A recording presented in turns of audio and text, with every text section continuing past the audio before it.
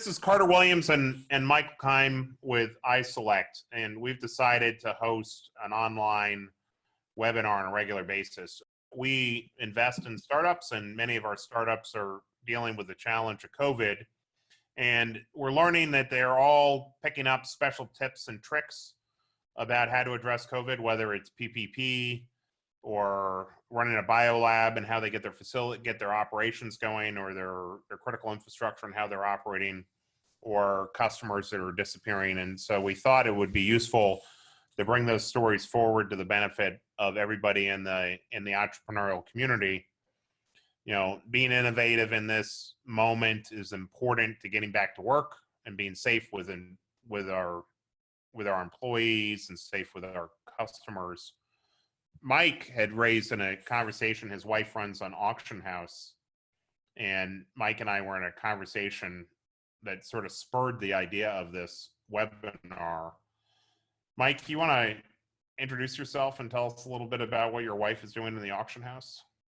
Sure. Thanks, Carter. So I'm Mike Keim. I'm one of the managing directors at iSelect with Carter, and you know, we've been working together for a number of years. But my wife runs a fine arts auction house, and it's the successor in many ways to a business that was founded in the 1830s. And she has employees that have been working in this business for 30 or 40 years, doing the same systems, same processes. We have customers that have been customers for that long too. So there haven't been a lot of changes in this business for a long time. We're hit with the stay-at-home order here in St. Louis. And so she had to rapidly change her business, and in the short term migrated to a complete online presence. And now what we've realized in the long term is that doesn't really matter when the city lifts the stay-at-home order or when the governor tells us we can go back to our jobs, that both in dealing with our employees and in dealing with our customers here, if you can't guarantee their safety and their health, that you're not going to be able to do business, and you're not going to have employees that want to work for you. You're not going to have customers that want to come back to you. You may not even have vendors that want to come into your place of business if you can't do it the right way.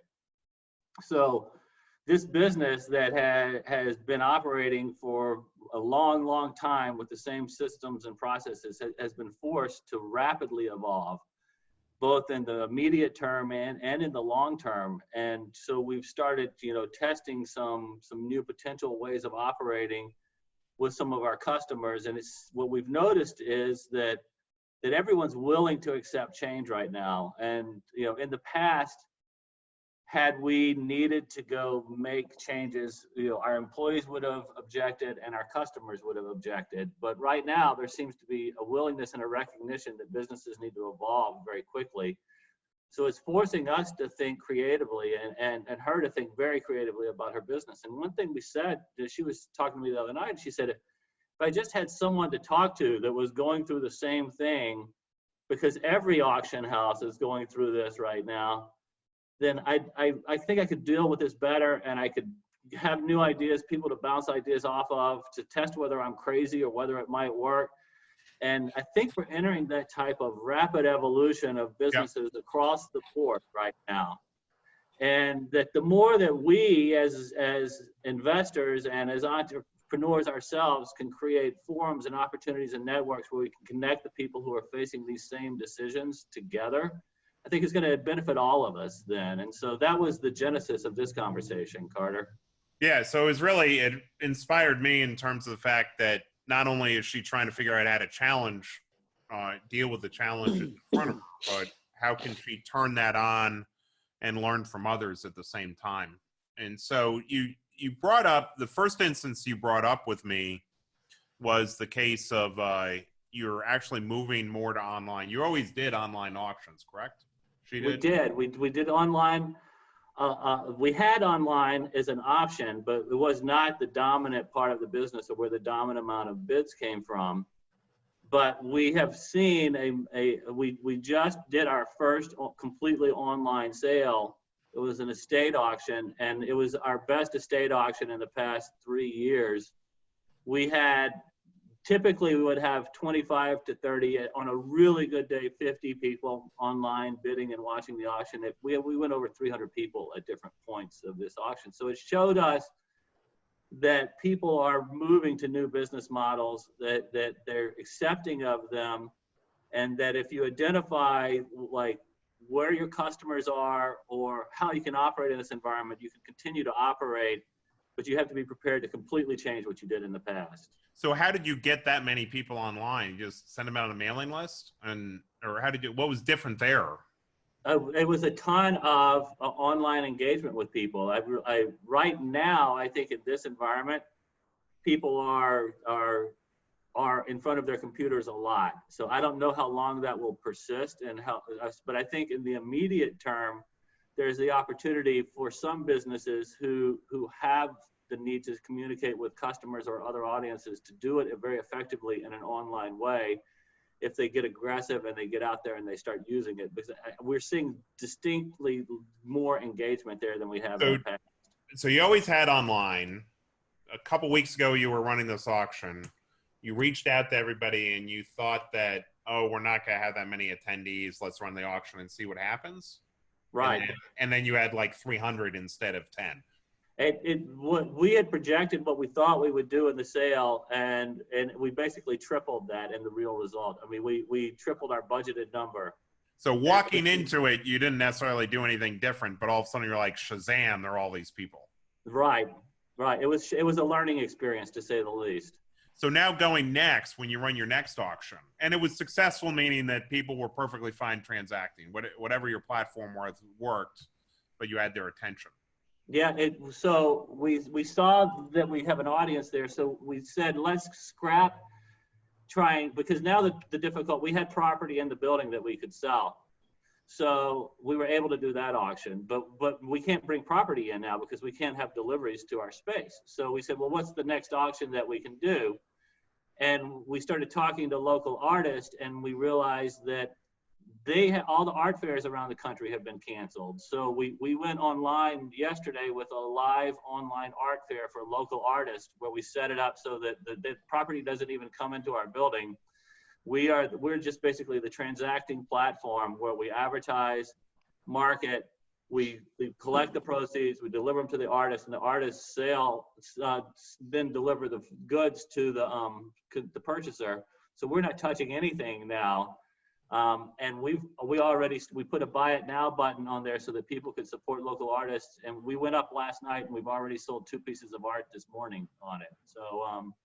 So it's another step to evolving the business plan into things it never would have done before. We never would have dealt with current local artists. We never would have put together that type of inventory management or relationship with the buyer. But everybody's willing to do it in this environment right now as we're testing out new business models. And so how do you know that business model is going to persist, or what part of it do you think is going to persist? I think the ability to sell property without bringing it into a physical facility is going to be the part that persists. Yeah. Because I think that we're going to see less of people wanting to preview and come into bid in person on items, and they're going to be more accepting of bidding online. And I think that the ability to do, for example, estate auctions in place where the property never leaves a house and you sell it online for someone, I think there's going to be new business models in the auction business that arise around that people start to validate right now. And what part don't you think will persist? I think that, I don't know. I think we will continue to do. I think this will become an annual event for us now, and so I think this will just be another way of us doing business in the future. And I recall the precursor to this auction house had a very famous auctioneer who you heard his voice and everybody would talk about his voice, and he had a particular way of doing it. You could probably mock it, or at some level, Bruce, or I can't recall his name, Bruce Selkirk. And so I always think of an auction as that kind of. Yeah. So what we discovered, because that's a part of what it is, but the online platforms give you the ability to enter statements and jokes and things about the property as you go along, and it broadcasts online. And so we put together a bunch of those. Bruce Selkirk is who you're talking about. Yeah. We call them Bruceisms. We put together a bunch of Bruceisms before the auction so that we could insert them as we went. And we had a great reaction to it. We had a lot of people telling us that it made their day to be able to just follow and watch that stuff. So I think there's ways to be creative and recreate some of those experiences in ways that because customers were moving in this direction anyway, towards more online. I think that you'll see some of these things, these patterns just stick with people because they realize they can have a similar type of experience sitting in their living room, and there's a lot of positives to them from that sometimes too. So, and this is a theme that we've discussed, that in the time of COVID, are people going to radically change, or is it going to accelerate a business model that was going to happen anyway, and so now it's just going to happen quicker? Is that? Well, yeah, I think that's right. And I think when we flip over to Mike's business and looking at the lab and the R&D world, there's going to be some things about work patterns there and the way that people operate in those environments that may be more conducive to people's lifestyles now too, and they realize that as they move forward. So I think this is going to force, I think some of the changes that we adopt right now are going to point to improvements that could have been made a long time ago had we thought differently. I'll give you just one example in the auction world. We used to let people come in to pick stuff up whenever they wanted, but we were forced to do scheduled one person come in at a time on an hourly basis to pick up their property. And it was a substantially easier process, use substantially less resources for us, and it's something we should have done before. People would always delay to come pick up their property because they could do it at any time. When you tell them they had to get on a schedule, everybody came in right away. It was done. It was all removed from the building. So it was something we should have implemented in the business years ago. We did it now. It was an improved business process. So, and I was on a call with someone this morning, and apparently Blackstone did a call this morning to introduce a new product. And if they normally would have done it, they would have called everybody into New York and flown in and pitched it, and they would have had 30 attendees. They apparently had 500 attendees on the webinar. And not only were the attendees there, but they were the decision makers. So in old world, Blackstone introduces it, some subordinate sent out, and the information comes back, and there's a delayed process. But as somebody was explaining to me, I got the sense that, oh, wait a second, this is really easy for the decision maker to be there. 500 people heard it, and apparently by noon the fund was already subscribed, which just is a radically different. Is that mix? Does that fit in with? Are you getting the decision makers there because of how the auction's done and it's online, or is there any? What does that teach you? I think the thing is participation rate here. And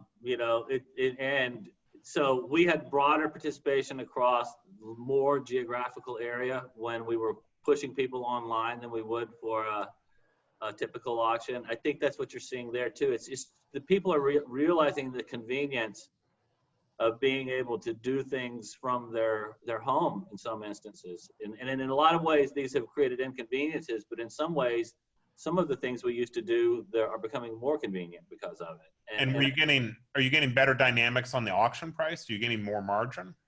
Yeah. Really, that's very interesting. Okay, so this is what inspired this concept. Is Mike and I were having a call about a week ago, and just hearing how his wife was addressing this, and we sort of said, look, there are these kind of real ground truths that are going on probably everywhere, and we invest a lot in ag tech healthcare, and all of our companies have got sort of interesting challenges that they're conquering. Mike Keim, you want to tell us about what's going on with Michael Hamder's business, and let's dig into that. Well, we're fortunate to be investors in molecular assemblies. It's an extremely exciting technology. Mike is the president and CEO. He's got a long history in biotech development, many successes under his belt. Mike, why don't you introduce yourself and tell us about molecular assemblies and what you guys are doing? Sure, that's great. Thanks, Mike. Thanks, Carter, for organizing this. I think this is a really useful discussion. So I'm Mike Hamdar, President and CEO of Molecular Assemblies. As Mike said, I spent about 25 years here in San Diego in therapeutics primarily, developing HIV drugs, hepatitis C drugs, cancer drugs. And about 4 years ago, I had the opportunity to join Molecular Assemblies, and it's a very different kind of company, although it is an R&D company. We're focused on making DNA and potentially RNA. And the reasons that we are doing that is one, for a lot of research purposes, but then also transforming, by being able to make long DNA, we'll be able to move into the worlds of therapeutics and agriculture, looking into new drugs that could be developed, new therapies against DNA diseases, against RNA diseases, even into agriculture, and all the way through to storing data on DNA. So it's a real exciting concept, and we've been pushing forward for the last 4 years, doing that thanks to the help of iSelect and others. We have Agilent as an investor, we have Alexandria as an investor, and iSelect has led our Series A fundraising. So that's a little bit about the company. I think one of the things that Mike and Carter had asked, is how have we had to adjust in the recent COVID-19 era? And I think the first thing for us, apologize for the motorcycles in the background, but the first thing for us was, for me at least as a CEO, was communication. So there was a lot of anxiety, a lot of fear that existed as new information was coming forward from the president, from the governor, from all sorts of different sources. So trying to alleviate some of the anxiety and fear the best we could, but as Mike said, ensuring that we keep our employees safe was sort of the primary driver for me. We're deemed an essential business, so we've never really had to close, but we had to sort of radically change how we operate. And what that really means for us is, instead of having 20 people in a lab at one time, we've really moved to sort of a what I would call a baton system, so that the first person does his or her experiment, communicates by text or by phone or by computer to the next person in line, then they come in and do their experiment. So as Mike alluded to, people are operating more on their own hours. So we'll have people coming in on the weekends if they have young children and they don't have somebody to look after them.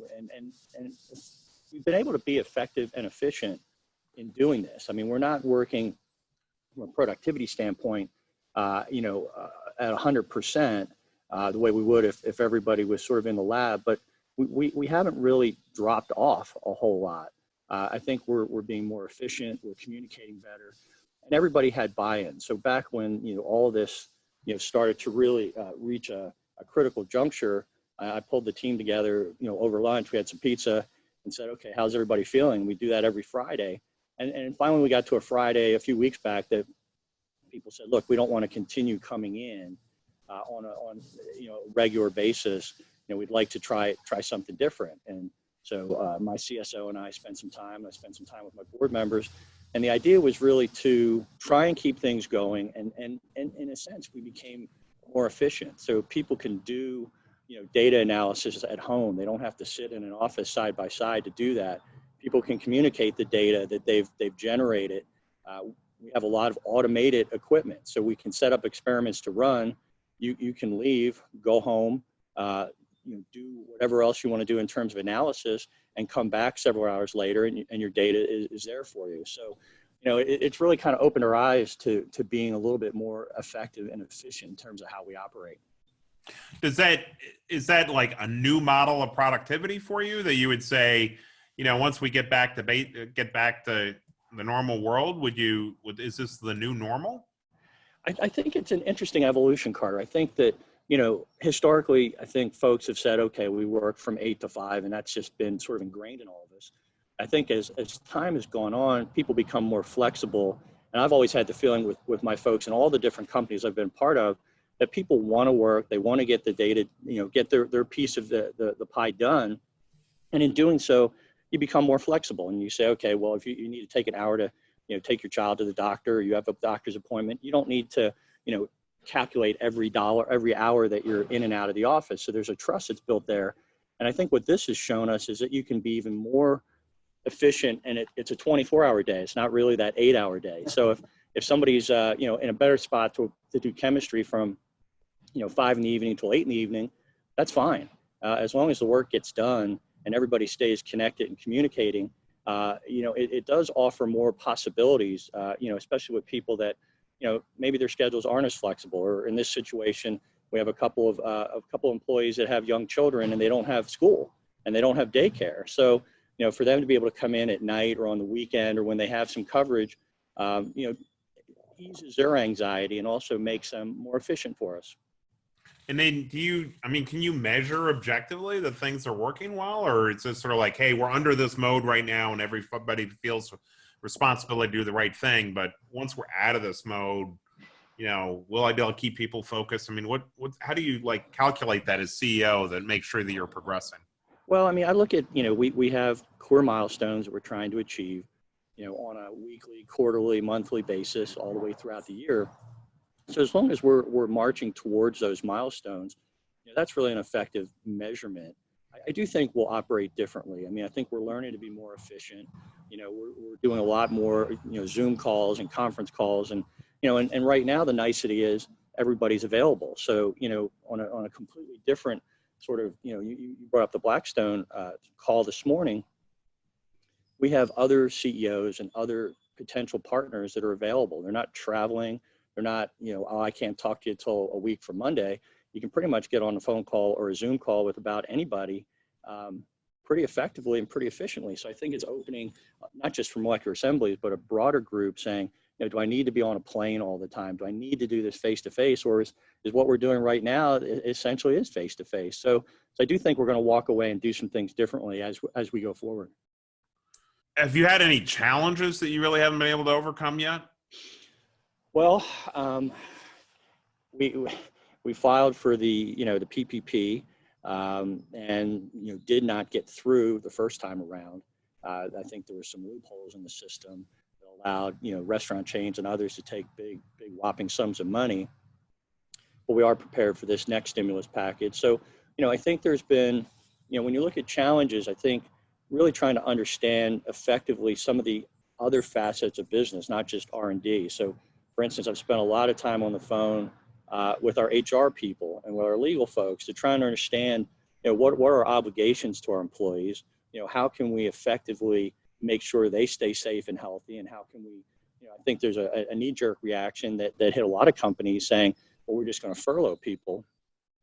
And we decided it wasn't in our best interest to do that, because really for us, it's the data that drives the next set of investments. So if we skinny down to 4 or 5 people, that might save us a few months of cash, but will not get us to the objectives that we're trying to get to stimulate the next investment in molecular assembly. So understanding sort of HR, understanding sort of the legal challenges, making sure that we're not an outlier, that we're making consistent decisions. Spending more time, obviously, with the board. One, they're available, but two, is thinking about how we can advance our science quicker. So a good example there is we've always thought that what we're doing in DNA would apply to RNA. And obviously coronavirus is an RNA virus. So there's even more attention being directed at us and others to advance things more rapidly in RNA.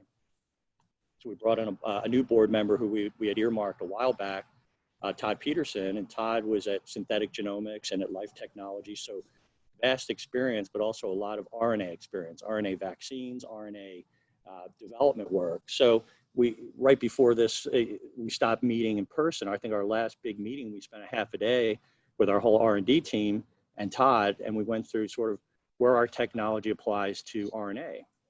And we've been able to continue those discussions throughout the last few weeks, like we're doing right now, through Zoom calls, through teleconferences, things to that nature. So I don't feel like we have to all be sitting in a room to make these advances. So we can make decisions. We've started some experiments as it relates to RNA. So I think we're moving into new ground, and we're not being prevented from doing that. So Mike Keim, you're our board rep on this company, on Molecular Assemblies. As a board member, what are your concerns? I'm a board observer. Okay. Board observer. Not a board member. We have some great science minds that are the board members here. I share Mike's concern is that there's delays in the advancement of the science. That's why Mike and I started talking very early on when this happened about how we continue to move their company forward. And he's really been aggressive in making sure that he's putting all of both the internal and external relationships to keep moving his science forward very, very quickly, even despite all of the challenges. That's why I thought that this would be a good conversation, because he's been so proactive in keeping their business moving in the right direction. But I know that it's a challenge to get through that because of any type of thing you try to do externally, you can have control over your team, you can be moving forward, and everything outside of you is slowed down too. So that I think the more that we can have conversations about how we get through these problems, and because everyone's facing the same thing right now, it will help everyone too. So I wanted to put this forum together with you, Carter, because I think the more we can help all of our companies have this conversation and advance, because we have a lot of companies that need to continue advancing their science right now. It's good for everyone here. So, Michael Camder, you are hitting these milestones so you can raise the next funding. If as you in your conversations with the people that will come into the next round, are they all hands off? Or are they still leaning forward? Or what kind of sense are you getting? What needs to be true to get the next round of funding, even with COVID sort of hanging out there as hey, this is going to be a problem for 6 months, 18 months? Yeah, it's a good question, Carter. I think that, we're taking it in a sort of stepwise fashion. So, the piece I just mentioned about Todd Peterson, we announced that last week. So being active and keeping people aware that molecular assemblies is moving forward.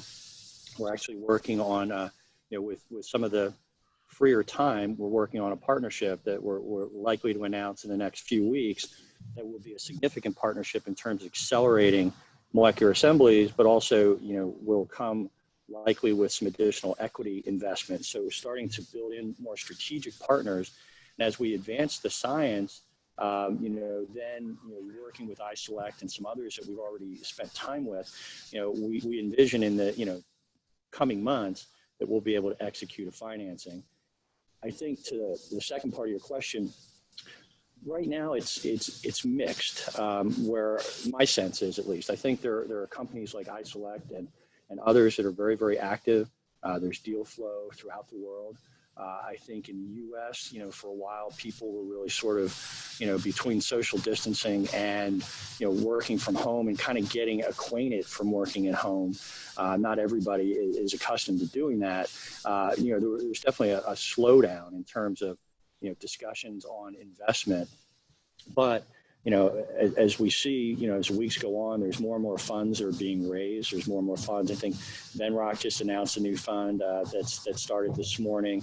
So there's a lot of money being raised, and now it's really the deployment. And to your earlier part of our discussion, it's really getting folks accustomed to working this way. So normally in the investment process, you'll have face-to-face meetings, et cetera. We've been able to do full due diligence with this prospective partner remotely. So I think being able to do that is key. And the more people become accustomed to this, and it's that sort of building trust and building rapport and having a track record. I think as things start to reopen, we'll be able to accelerate sort of our fundraising efforts. And it's always been sort of our plan for molecular assemblies that we would do that fundraising. Ideally the next round will kick off in September. So we have a little time to prepare for that. But as you guys know, we're always sort of actively fundraising. We're always telling the story and pitching to people. So, so we continue to pitch, people continue to listen. So I think things are starting to normalize a little bit from a deal flow perspective. So as you think about what the fundraising world might be like, and we've had COVID, you're seeing these kind of interactions. What's going to stay? What about this interaction is going to stay, and what's going to go back to what's going to sort of go back to normal? Well, I think that, first off, for companies like ours, small companies, you need to rely on your existing investor base. And, iSelect, Agilent, Alexandria, all the firms have been very, very supportive over time, and in terms of not just providing dollars, but providing insight, providing connectivity to additional investors, and so on and so forth. My sense is that, it was even happening pre-COVID-19 that more and more things are getting done remotely. It doesn't require sitting down face to face. So I can think back years ago when we did due diligence, we'd go and take a whole team of people and spend 4 or 5 days at a company. And now you can do just about all of that online. And if you have the rapport and the trust back and forth, this deal that I mentioned that we're finalizing, I've spent a lot of time on the phone with my counterpart, the other CEO, and there's a trust that's built there, and we know that our teams are working actively to come up with a research plan, to come up with a financing plan, et cetera, and then we're able to really move through, and I would say that that whole process of will have taken a few months, but only required sort of one face-to-face meeting. Yeah. So that's encouraging, especially since here in San Diego, a lot of our investors are in the Bay Area, some in the Midwest, a lot of them on the East Coast. So as people become more comfortable with doing transactions like this, that makes my life a lot easier, so to speak, where I don't have to be on planes and losing quality time just to say I did something face to face. So what's that one thing that you still need face to face for, or what are the things that you think still will persist there? There's there's always a want to to say you did your diligence properly. So some people want to see the lab, some people want have asked to see the lab. I think when we first met with Agilent, they wanted to come down and meet some of the scientific team. So that just builds further comfort. Now with post-COVID-19, there may be less of that. There may be more sort of building rapport through things like Zoom and other media outlets. But there's still that hey, I want to see the place. I want to look that person in the eye and know that we're aligned on our objectives for a partnership or for a business opportunity.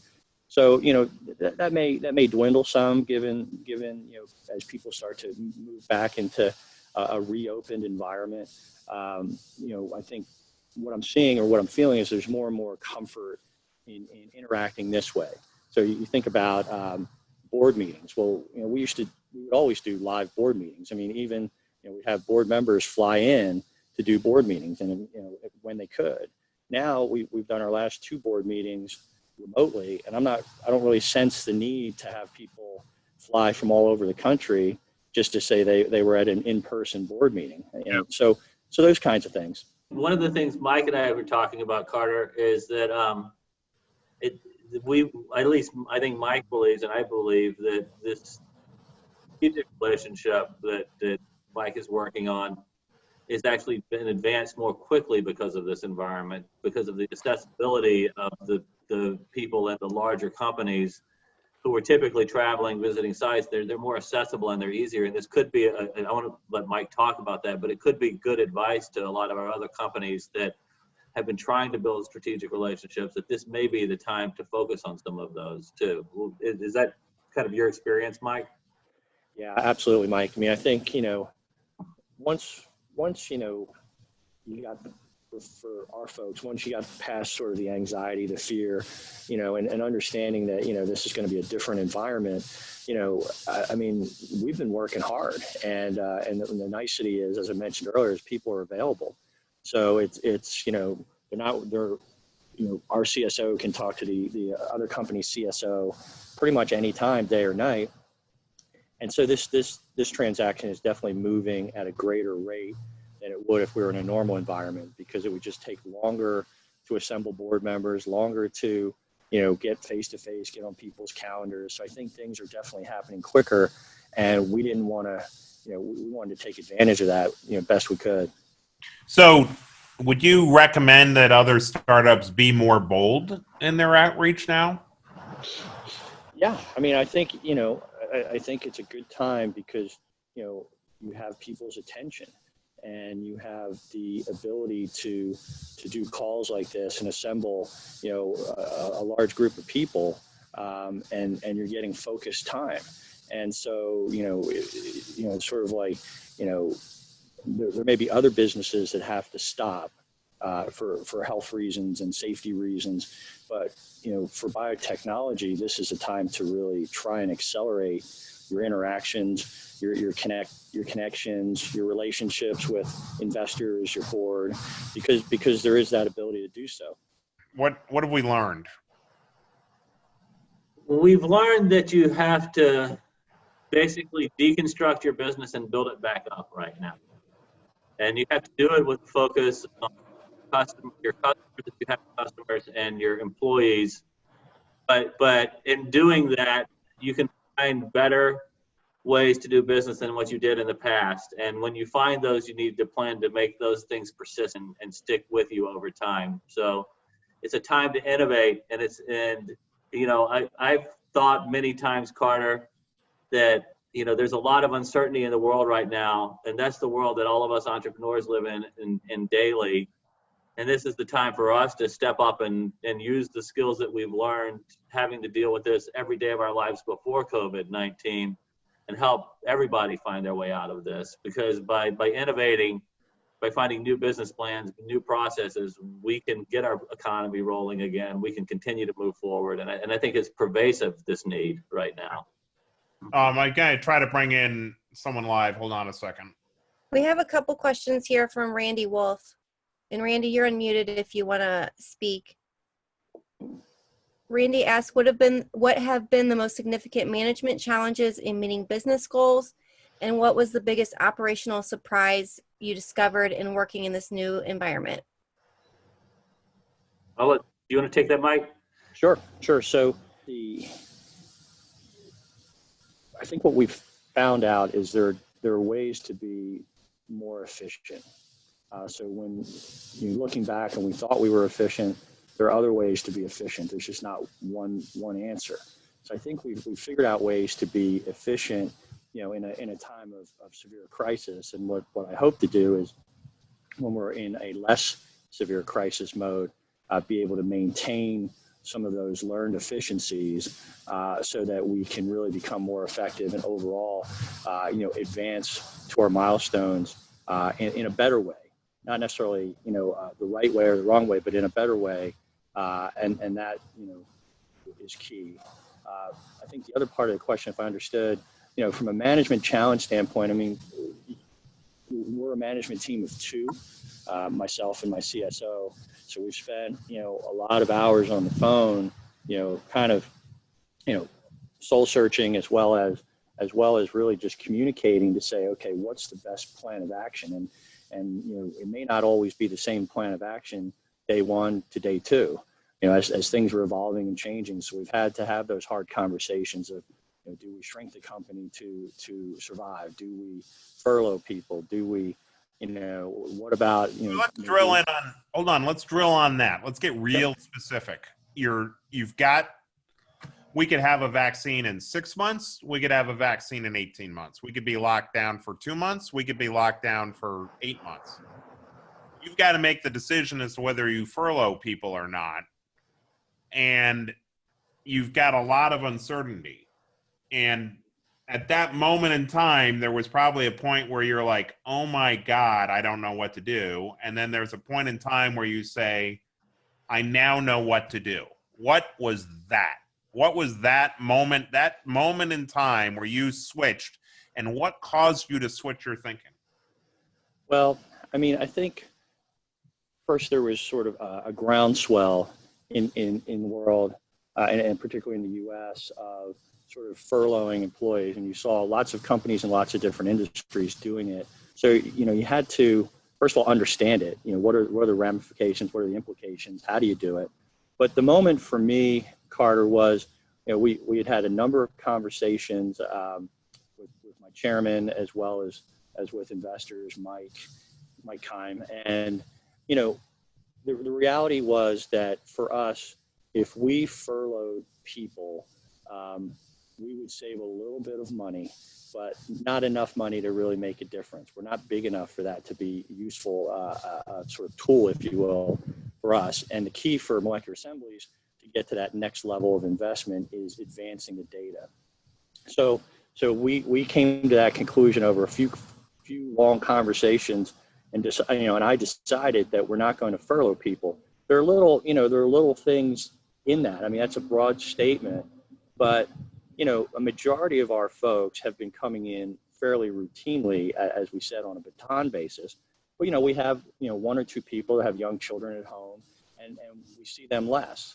So, you know, so then you start to get into things internally like equity, you know, well, if, you know, he or she's coming in 4 days a week and someone's not, you know, what do you do? But right now we've just kept the ship sailing forward. We haven't made any individual adjustments. We haven't made, you know, other than moving to this sort of shift/baton strategy that I talked about earlier. But, you know, it was very clear to me that the furlough approach wasn't going to be useful for molecular assemblies, and that's why we've kept status quo.